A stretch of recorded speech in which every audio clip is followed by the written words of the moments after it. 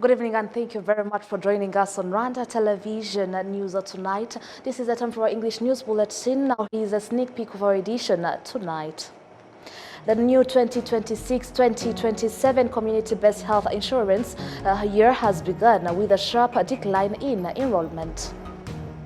Rwanda's Ministry of Finance and Economic Planning says no Rwandan should be concerned about the country's level of borrowing from international financial institutions. And on the international scene, a terrifying video has emerged of the moment a powerful magnitude 7.5 earthquake violently struck La Guaira in Venezuela last week.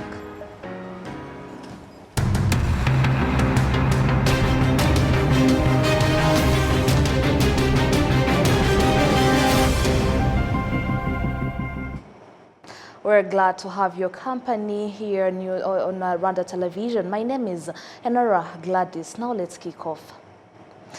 The new 2026-2027 community-based health insurance year has begun with a sharp decline in enrollment, as only 30% of members have paid their contribution, down from 45% at the same time last year. William Evans Mutawazi kicks off tonight. At Chinyinya Health Center in Gasabo District, fewer people sought medical services on the first day of the new insurance year compared to a typical day, according to the facilities management. Today is different from other days. Before the end of the year of Mutual, we received between 250 and 300. But to this moment, we haven't even received 50 people as yet. Many came to check if they are cleared for treatment, but upon checking, a number of them weren't cleared. Some members who paid their contributions before the start of the new insurance year say that doing so guarantees uninterrupted access to health care whenever they need it. I did a checkup and paid 259 Rwandan francs because I used my insurance. They gave me the medicine. Paying for Mutual early enough is a good thing, because if I had not done so, I would have been asked to pay 100% for the medication. Others who delayed renewing their insurance say they have been forced to pay the full cost of treatment when medical needs arise. The challenges that led to late payments also included confusion over whether we would pay the money they asked for or if there would be a discount. RSSB says that only 30% of members have so far secured coverage for the new insurance year. This includes those who paid their contribution in full, as well as those who have paid 70%, allowing them to access health care until the end of December. The institution is urging households experiencing challenges with updating their socio-economic information to seek assistance from local authorities. We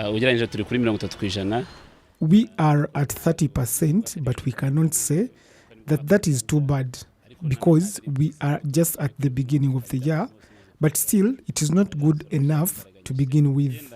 Those facing challenges should seek help from local authorities.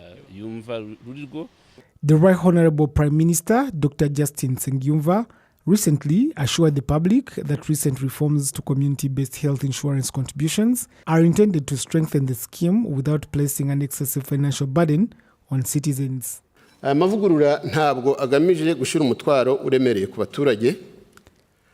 These changes are not intended to lay a burden on people, but instead to support continued good progress of this scheme in a sustainable manner and for the good of all of us. On the first day of the 2025-2026 insurance year, 45% of members had already renewed their coverage compared to 30% this year. According to the Imibereho system, the government fully covers health insurance contributions for 6.89% of the population identified as unable to pay. Those required to contribute 3,000 Rwandan francs account for 23%, with the government adding 1,000 Rwandan francs on their behalf.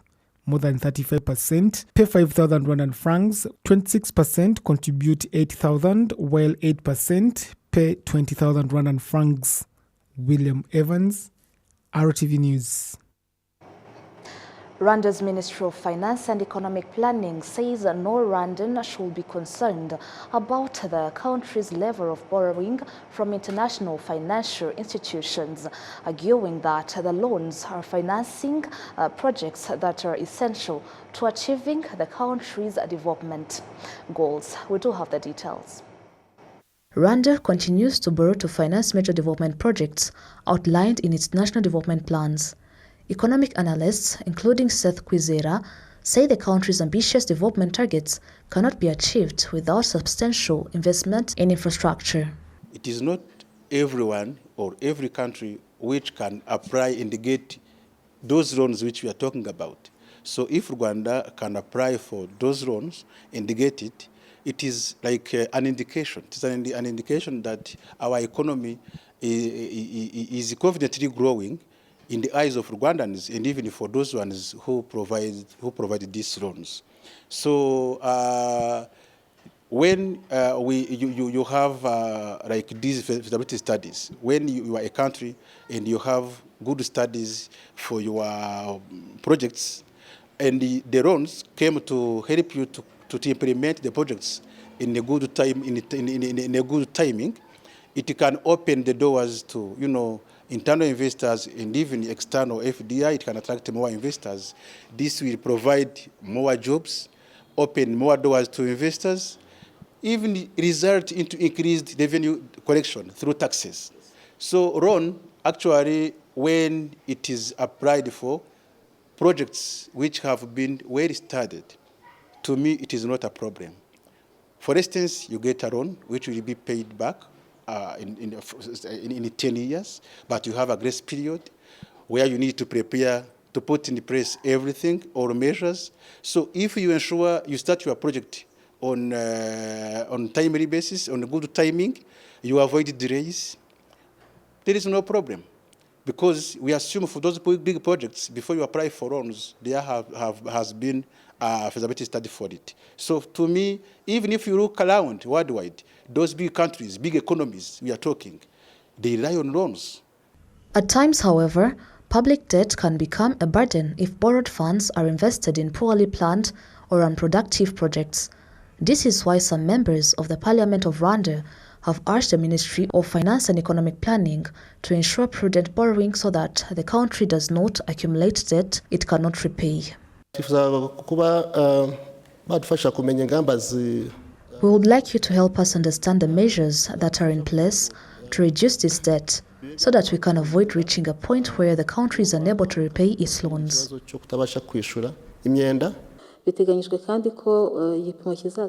debt to GDP ratio is projected to rise to 74.8% in 2027, 75.6% in 2028, and 75% in 2029. Although the debt level is expected to continue increasing, this also reflects the fact that development investment and major projects will continue to expand during that period. However, the Minister of Finance and Economic Planning, Yusuf Murangwa, explained that 90% of Rwanda's public borrowing is invested in development projects, many of which begin generating economic returns before loan repayments become due, in accordance with the agreed repayment terms. Hari inguzanyo tubona nziza kuri intere ya 0%. 0 n'igice kimwe %. Some of the loans we receive are highly concessional, carrying interest rates of 0% or 0.1%. They often come with a grace period of about 15 to 20 years before repayments begin, followed by another 15 to 25 years for repayment, giving us a total repayment period of up to 40 years. When such loans are used effectively, the country begins to see returns within 3 years to 5 years. For example, if you invest those funds in a project like an airport, construction may be completed within 3 years, operations can begin in the 4th year, and by the 10th year, the project may already have generated substantial benefits before loan repayments are due. These are very favorable loans because the interest rates are extremely low, meaning the amount owed does not increase significantly over time. We also invest such financing in sectors that take longer to yield results, such as education. For instance, if the money is invested in schools, A child who starts primary school today will have completed university and entered the workforce within about 15 years. By the time loan repayments begin, those graduates and many others across the country will be contributing to the economy through their work and higher incomes, making it much easier for the country to service the debt. That is why we believe the loans Rwanda has are very favorable. Driven by its steady economic growth and sound policies aimed at safeguarding macroeconomic stability, Rwanda is considered among the countries with a strong record of servicing its external debt. A US-based research institution projects that Rwanda's economy is likely to outperform many of its peers over the next 5 years, largely due to government investment in strategic infrastructure projects, including the new Kigali International Airport, under construction in Bugesera district, the expansion of Rwanda, and other major investments planned in agriculture, energy, healthcare, tourism, and other key sectors.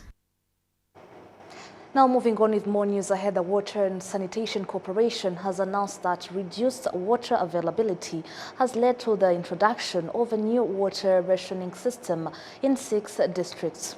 The distribution will be monitored by local authorities, including security agencies. WASAC has explained that water levels at some of the sources supplying its treatment plants have begun to decline during the current dry season. The corporation has urged customers to use water responsibly and where possible to store water when it is available for use during periods when supply is interrupted in their area.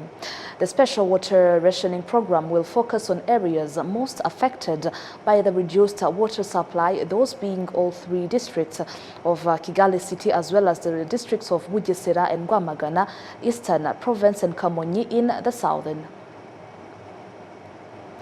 Now moving on with more news ahead, private sector representatives say it is important to learn from Rwanda's history and avoid repeating the mistakes made by the business people who collaborated with the former government that planned and carried out the 1994 genocide against the Tutsi.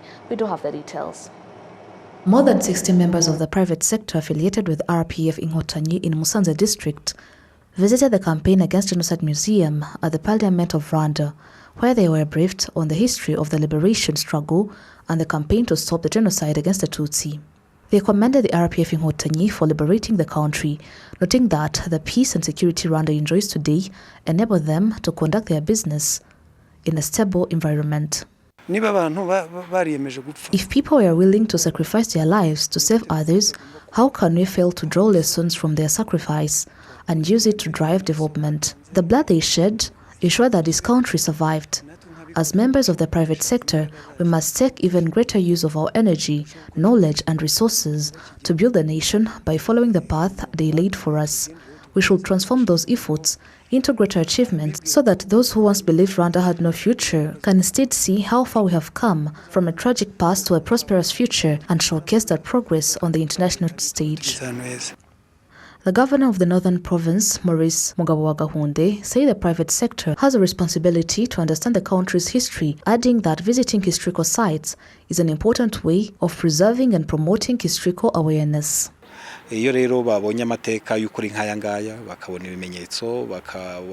When people are exposed to the true history through places like this and see the evidence of how the genocide was planned and how it was stopped, it has a profound impact.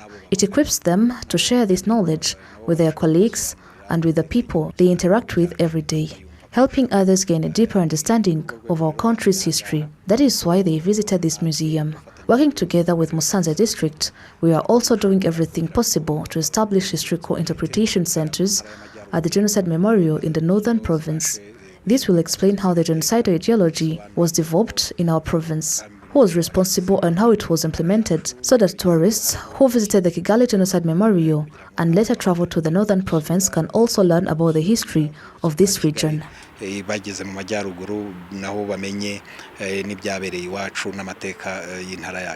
More than 60 private sector representatives from Musanze district pledged to use their voices to counter genocide denial and minimization and to continue promoting the truth about the 1994 genocide against the Tutsi. The residents of Nyagatare sector in the sector of Nyagatare in Nyagatare district have welcomed the completion of a paved road and a new marketplace, saying the projects are tangible evidence of liberation reflected in development that is improving their lives.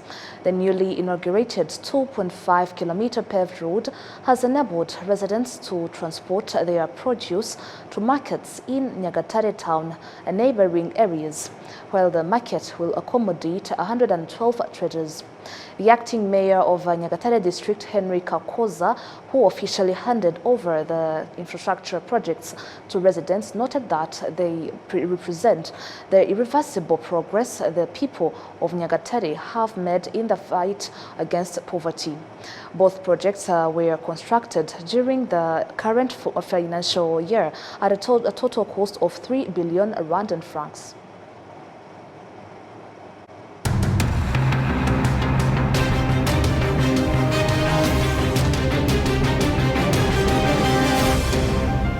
And now this brings us to the total end of today's English News Bulletin. On behalf of the whole technical team, thank you so much for watching. My name is Enora Gladys Abatoni. To stay with Rwanda Television, have a good night and stay safe.